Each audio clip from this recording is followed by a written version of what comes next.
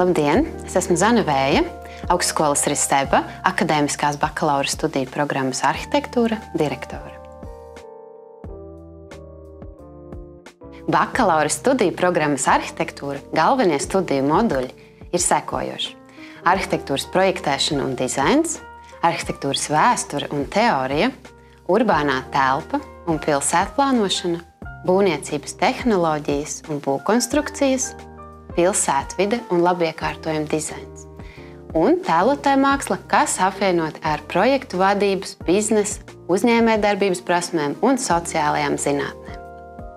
Arhitektūras projektēšana ir jauno arhitektu studiju centrālais kodols, kur augstu tiek vērtēts radošs darba process darbnīcā un studentu vēlme eksperimentēt inovatīvas idejas un argumentēt projekta koncepcijas.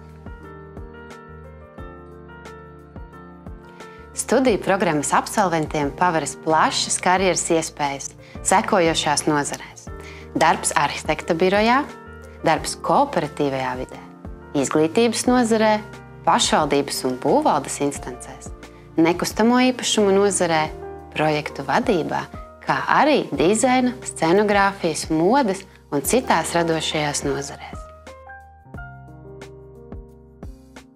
Kā pašu svarīgāko vēlētos izcelt mūsu programmas studiju vidi, ko es raksturotu kā ļoti draudzīgu, motivējošu, dinamisku un radošu.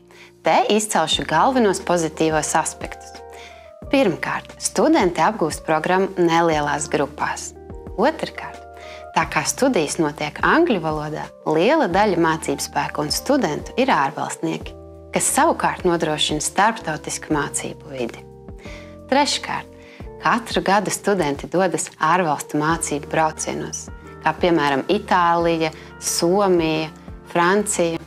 Kopā ar mācību spēkiem rada izstādes, gatavo publikācijas un izdod grāmatas.